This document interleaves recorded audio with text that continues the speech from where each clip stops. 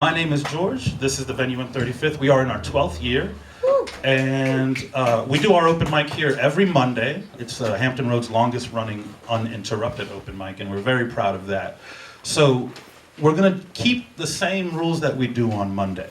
So for those of you who have been here on Monday, I'm going to need a little bit of your help with acclimating some of the newer people. We're very laid back here. We try not to be too uptight. People hear poetry and they say, oh, it's a bunch of dead white guys, right? No. So let's just make sure that we have some fun. I know that a lot of you are strangers to each other. Hopefully by the end of the day, that will not be the case.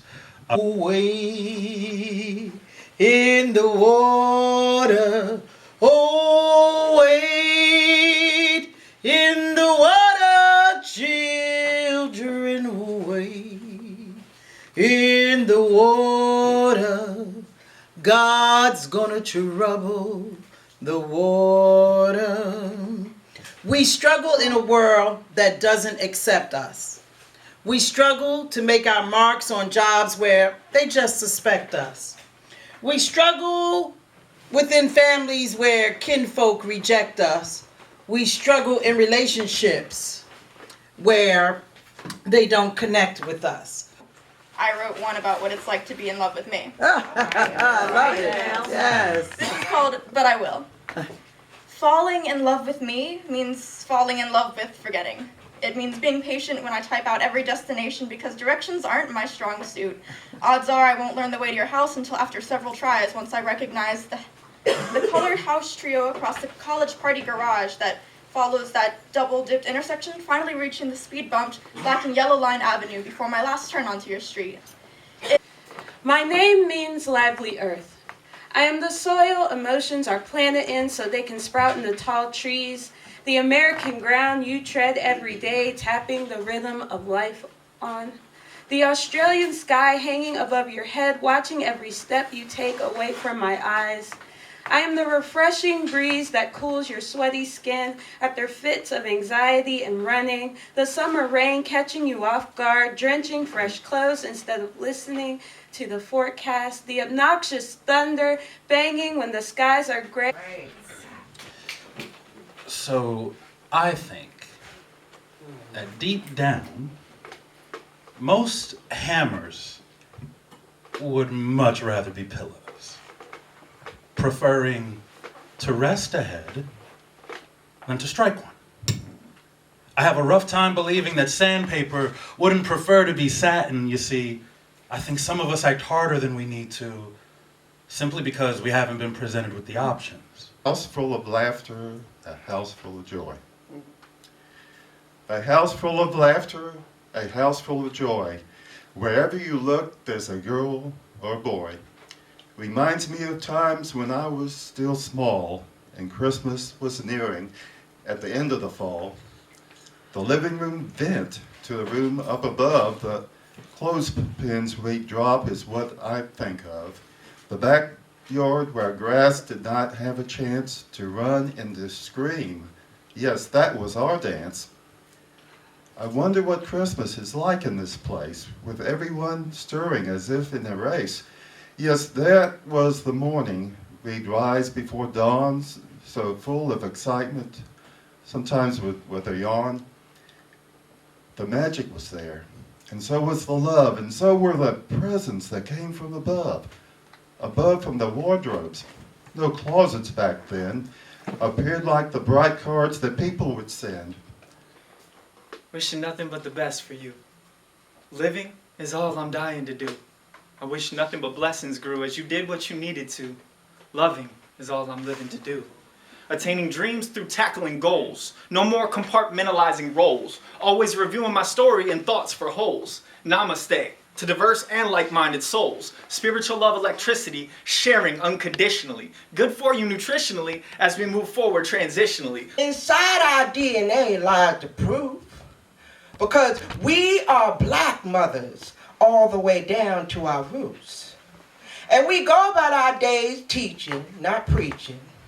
And even to a child we ain't seen before, we are an open window to a closed door. She said, child, you don't have to know me. You see, this is my calling, so you don't owe me. And yes, child, I can feel your pain, so don't you worry now, because it's a big mama thing. Something that was left in me long ago. Something that was there when they created my soul. When I was young, I was oblivious to a lot of things.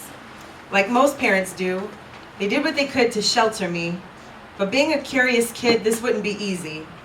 There are things we're never taught to prepare for, things that we never think will strike us, things like depression, things like how depression can possibly lead to suicide. So I didn't know his depression wrapped him like the clothes he wore, how sweaters were suffocation and t-shirts were triggers, how those polo shirts were pulverized his will to live, and how he stayed high but still jumped to stay low. The signs weren't there. As you are the love of my multiple lives. Today, I woke up with a certain clarity that I don't feel very often. I swear you and I have lived multiple lives together. And I get it, I understand what has happened. Here we are again, this has happened before.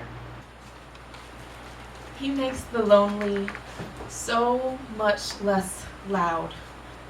But I feel like crying because I know how this ends. Me, alone, in a crumpled pile on the floor, feeling dizzy and nauseous because he does what I cannot. Detach. Jewish girl can't say prayers from memory, can't read Hebrew. Jewish girl reads English translation, has never read an Aliyah blessing from the Torah. Jewish girl, don't you touch those scrolls. Jewish girl lights Shabbat candles. Jewish girl observes yurt sites. Jewish girl fasts, but Jewish girl not Jewish enough. Jewish girl Rosh Hashanah, parties like it's 5779.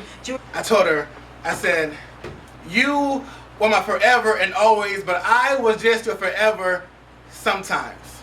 The misfortune of others have glued us to social media, shame dealt 140 characters at a time. Hiding behind keyboards, we profess to live our truths while ignoring the convenience of our lives. But this is your entertainment. Your source of joy is somewhere someone else's pain is. Telling people to be free in who they are, but we bind them with mockery. Lips too loose with false praise and forked tongues wagging sloppily. People just want to taste your fears. They'd rather your pain be exposed so we don't notice their tears.